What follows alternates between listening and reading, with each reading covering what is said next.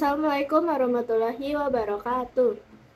Halo semuanya, perkenalkan nama saya Dwi Atika Sari dengan NIM 1123094000059. Saya sebagai mahasiswi UIN Syarif Hidayatullah Jakarta, Fakultas Sains dan Teknologi dengan jurusan Matematika kelas 1A. Di sini saya akan mempresentasikan review jurnal internasional yang berjudul Automate Detection and Segmentation of Non-Small Cell Lung Cancer Compute dan pengaruh matematika dalam AI di bidang kesehatan. Nah, sebelum kita mulai mereview, sebaiknya kita kenal dulu nih sama yang namanya AI. Jadi, apa itu AI? Di sini saya mengambil definisi AI menurut B.J. Copeland, Professor of Philosophy and Director of the Turing Archive for the History of Computing, Universitas of Canterbury. Menurutnya, the ability of digital computer or computer-controlled robot to perform tasks commonly associated with intelligence beings. Jadi, kesimpulan yang bisa kita dapat dari definisi tersebut adalah AI itu kecerdasan buatan yang meniru manusia atau kita yang diimplementasikan kepada komputer agar dapat berpikir juga seperti manusia. Setelah mengetahui definisi AI itu sendiri, kita juga harus mengetahui jenis-jenis yang ada di AI. Di sini saya akan menjelaskan 3 jenis AI. Yang pertama ada Artificial Narrow AI atau sering disebut sebagai Narrow AI. Jenis ini adalah jenis kecerdasan buatan yang hanya berfokus pada tugas-tugas tertentu saja. Jadi dia tidak mengerjakan banyak tugas. Contoh dari Narrow AI ada chatbot, customer service, Siri, terus ada Google Assistant yang sering kita gunakan. Yang kedua ada Artificial General AI atau General AI. Jenis ini adalah jenis kecerdasan buatan yang mampu mengerjakan tugas-tugas yang kompleks.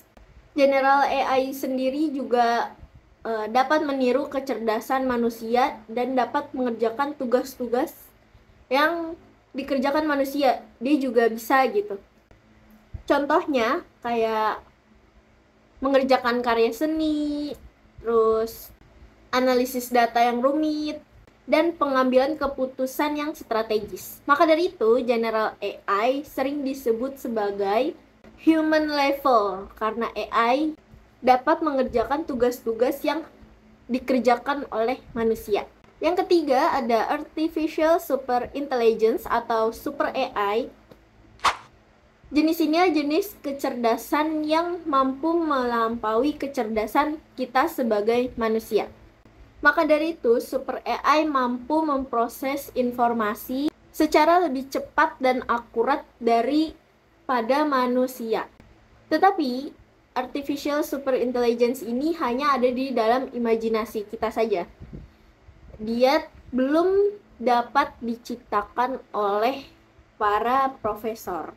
Sampai sini, kalian bertanya-tanya nggak sih, kok bisa sih AI berpikir seperti manusia? Kok bisa sih AI menyelesaikan tugas-tugas yang hanya bisa diselesaikan manusia, tapi dia bisa nyelesain juga? Nah, maka dari itu di sini saya juga akan menjelaskan bagaimana caranya AI itu belajar. Sebenarnya ya, AI itu belajar mengikuti cara belajar dari manusia.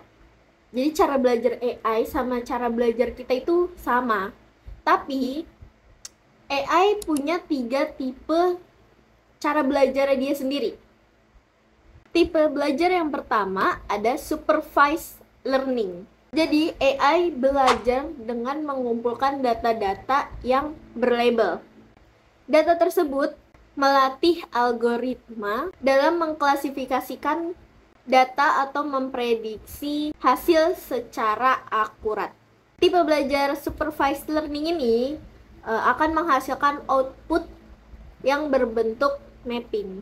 Nah, tipe belajar supervised learning ini kayak metode belajar dengan guru. Kalau siswanya memberi jawaban yang benar, maka akan dibenarkan. Kalau jawabannya salah, akan dikoreksi dan diberikan jawaban yang benar. Yang kedua, ada unsupervised learning. Jadi ini kebalikan dari yang pertama. Kalau yang unsupervised learning ini, dia menggunakan data yang tidak berlabel. Dia juga menghasilkan output yang berbentuk kelompok-kelompok atau kelas. Yang ketiga, ada reinforcement learning. Jadi cara belajarnya itu kayak ada di dalam game. Jadi dia akan memberikan reward atau punishment. Cara belajar ini itu bisa membuat agen software dan mesin bekerja secara otomatis untuk menentukan perilaku yang ideal sehingga dapat memaksimalkan kinerja algoritmanya. Bagaimana nih? Apakah kalian sudah mengerti dan punya bayangan tentang AI? Saya harap sih sudah ya, karena kalian sudah menyimak video-video pembelajaran AI tadi dengan baik. Jadi sekarang kita akan berlanjut ke review jurnal internasional. Pertama-tama kita harus tahu apa yang melatar belakangi peneliti sehingga ia ingin meneliti kasus ini. Dalam jurnal ini, yang melatar belakangi peneliti ingin meneliti ada beberapa faktor, yaitu yang pertama ada karena kanker paru-paru merupakan kanker yang mematikan yang menyerang wanita dan pria. Di dalam jurnal tersebut juga disebutkan bahwa kanker paru-paru menyumbang 18,4% kematian akibat kanker di seluruh dunia pada tahun 2018. Jumlah tersebut hampir sama dengan gabungan dari kematian kanker payudara dan usus besar. Selain itu, diperkirakan pergeseran 1 mm tumor dapat mempengaruhi perhitungan dosis radioterapi hingga 15%. Oleh karena itu, diperlukan segmentasi otomatis yang akurat untuk mengurangi waktu yang dibutuhkan dokter untuk melaksanakan perancangan pengobatan dan perencanaan ulang pengobatan yang adaptif tergantung pada perubahan tumor. Selain itu, bagi ahli onkologi, segmentasi dan pengukuran resist atau response kriteria in solid tumors yang secara manual atau semi otomatis menghabiskan waktu yang cukup lama dan menghabiskan sumber daya yang berharga, serta rentan juga terhadap variabilitas antar pengamat dan intra-pengamat. Tujuan dari penelitian ini adalah untuk mengembangkan suatu perangkat lunak, yaitu deteksi segmentasi dari manual menjadi otomatis yang berfungsi untuk mengurangi waktu yang dibutuhkan para dokter dalam mendeteksi kanker paru-paru dan melaksanakan pengobatan serta perencanaan ulang pengobatan yang adaptif tergantung pada perubahan tumor tersebut. Contoh pengobatan yang paling umum itu ada radioterapi. Jadi, dosis radioterapi yang akan diberikan kepada para pasien menjadi akurat dan tepat untuk kesembuhan para pasien tersebut. Lalu mungkin akan ada pertanyaan, mengapa sih topik ini penting dalam dunia medis saat ini? Karena di Indonesia sendiri pun tertulis dalam artikel ini, tertulis bahwa kanker paru-paru yang terjadi di Indonesia ada 34.000 pasien bertambah setiap tahunnya. Yang pastinya pasien-pasien tersebut membutuhkan pengobatan dari para dokter. Maka dari itu, dibutuhkan kemajuan alat kedokteran untuk mendeteksi kanker paru-paru secara otomatis, cepat, dan akurat dengan gambar tomografi supaya untuk para dokter dapat mudah memeriksa para pasien, dan juga melakukan pengobatan yang sesuai dengan yang dibutuhkan para pasien agar memiliki tingkat hidup yang lebih tinggi. Metodologi yang dipakai di dalam penelitian ini adalah metodologi kuantitatif dengan mengumpulkan data yang berupa sampel sebanyak 1.414 CT scan pra-perawatan pasien NSCLC atau non-small cell lung cancer. Data-data ini dikumpulkan secara retrospektif, yang kemudian gambar dalam kumpulan data tersebut disegmentasi atau dipisahkan oleh para ahli seperti ahli onkologi radiasi dan ahli radiologi untuk digunakan dalam penelitian. Setelah dilakukan penelitian kepada 1.414 CT scan sampel pasien NSCLC, apa aja sih hasil dan temuan utama yang didapat oleh para peneliti? Hasil berdasarkan data yang dihasilkan melalui uji coba adalah metode segmentasi otomatis lebih cepat dibandingkan segmentasi secara manual, seperti lebih cepat membuat kontur tumor daripada segmentasi manual. Kekuatan prognosis segmentasi secara otomatis lebih besar dibandingkan segmentasi secara manual.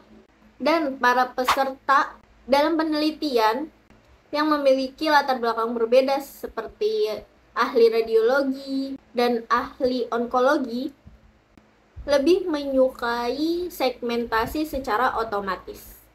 Bagaimana kontribusi hasil ini terhadap dunia medis dan masyarakat? Hasil-hasil ini berkontribusi dalam dunia medis, khususnya dalam pengobatan kanker paru-paru non-sel kecil atau NSCLC, karena dapat mendeteksi segmentasi secara otomatis, secara tepat dan cepat yang memudahkan para dokter untuk mendeteksinya.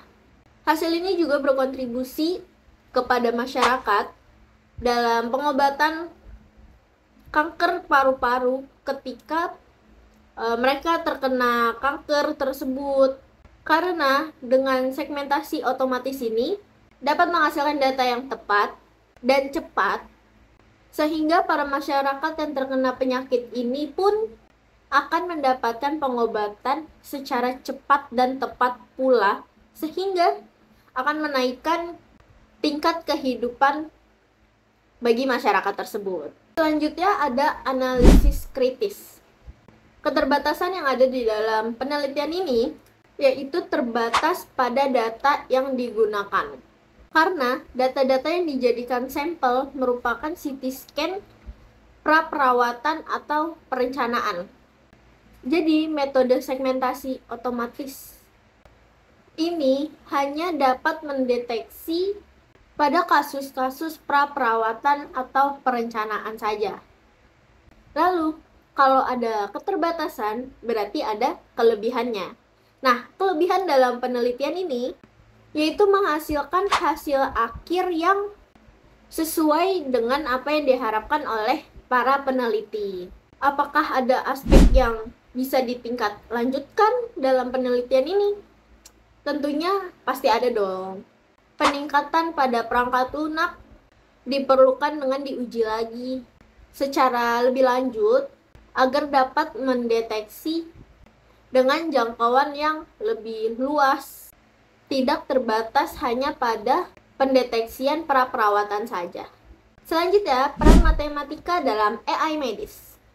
Di sini saya akan menjelaskan bagaimana konsep-konsep matematika memainkan peran yang penting dalam pengembangan dan pengimplementasian AI dalam bidang medis. Konsep matematika memainkan peran yang penting khususnya di bidang medis, seperti pada CT scan, karena di dalam CT scan itu kita menggunakan pixel untuk mendapatkan hasil yang sejelas mungkin. Jadi pixel itu semakin besar ukuran pixelnya, maka gambar yang dihasilkan akan semakin jernih. Jadi, pixel menghasilkan gambar konsep matriks yang ada di dalam matematika. Jadi, konsep matematika ini cukup penting untuk pengobatan para kanker paru-paru yang membutuhkan CT scan untuk dapat melihat tumor mereka agar dapat mendapatkan perawatan. Lalu, bagaimana penelitian ini memanfaatkan prinsip-prinsip dalam matematika untuk mendapatkan hasilnya? Dengan menggunakan perhitungan rentang antar kuartil pada perhitungan DSC median untuk variabilitas intrapengamat agar dapat melihat perbandingan antara pengamat di antara semua ahli dan antar pengamat. Dengan menggunakan perhitungan rata-rata dalam pembuatan kontur tumor 25 pasien dari kumpulan data sambil menghitung waktunya, kemudian menghasilkan bahwa segmentasi dengan metode segmentasi otomatis jauh lebih cepat dibandingkan segmentasi secara manual. Dengan DSC sebagai koefisien kemiripan volumetrik digunakan untuk menghitung perbandingan metode yang sudah dipublikasikan terlebih dahulu, seperti yang ada di samping sini. Semuanya yang ada di sini tuh nggak akan terlepas dari isu yang namanya isu privasi data. Dalam konteks penggunaan AI di bidang medis ini pun tidak terlepas dengan yang namanya isu privasi data. Apa aja sih tantangan privasi data yang muncul? Masalah privasi dan keamanan data menjadi semakin kompleks dengan adanya serangan cyber dan pelanggaran data yang terjadi di berbagai sektor.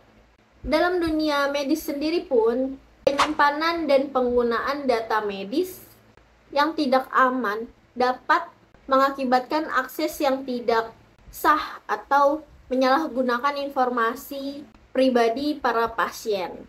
Karena penggunaan AI dalam pelayanan kesehatan melibatkan pengumpulan dan analisis data pribadi pasien tersebut.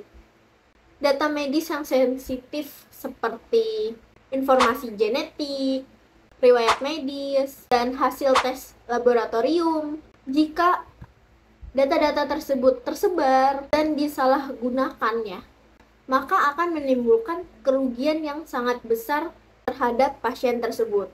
Dan dengan adanya cybercrime yang menggunakan AI atau kecerdasan buatan dalam aksinya untuk membobol dan menyusup ke data pribadi seseorang dan menjualnya, dan data-data tersebut dijual secara ilegal kepada orang yang tak bertanggung jawab, sehingga terjadi penyalahgunaan data seseorang tersebut untuk kepentingan yang merugikan.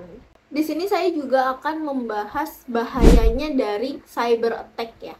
Mengingat sensitivitasnya data medis seseorang, menurut saya cara untuk memitigasi atau mencegah risiko dari cyber attack di bidang AI medis adalah dengan membuat sistem pertahanan yang kuat. Contohnya seperti authentication atau proses mengidentifikasi identitas pengguna yang ingin mengakses sistem atau layanan pada data-data medis.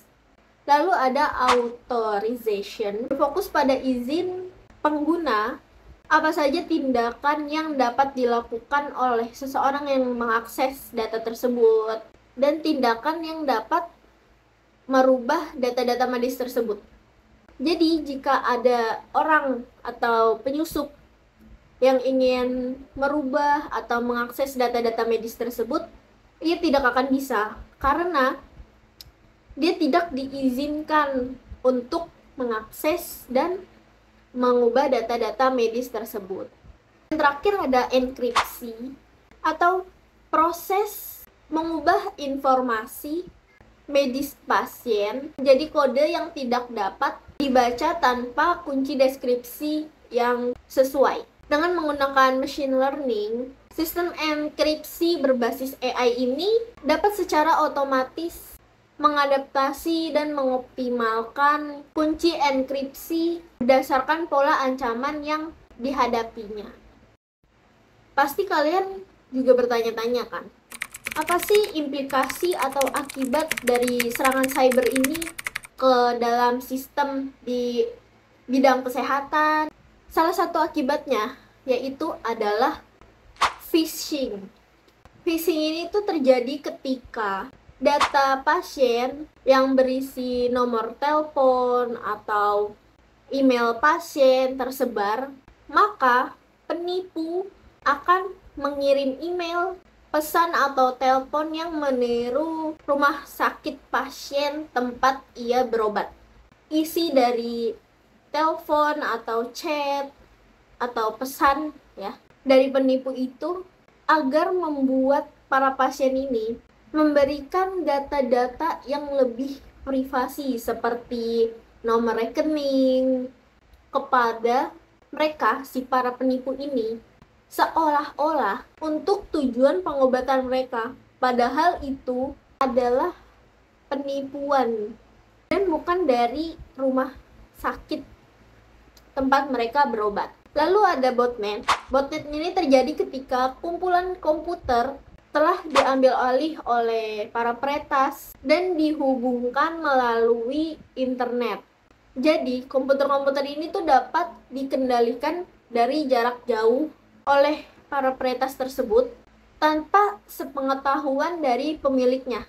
Hal ini tuh dapat merusak sistem yang dapat menyebabkan data berisi informasi pasien, rekam medis atau hasil laboratorium pasien bisa diubah yang mengakibatkan pasien mendapatkan perawatan yang tidak sesuai dengan hasil yang seharusnya.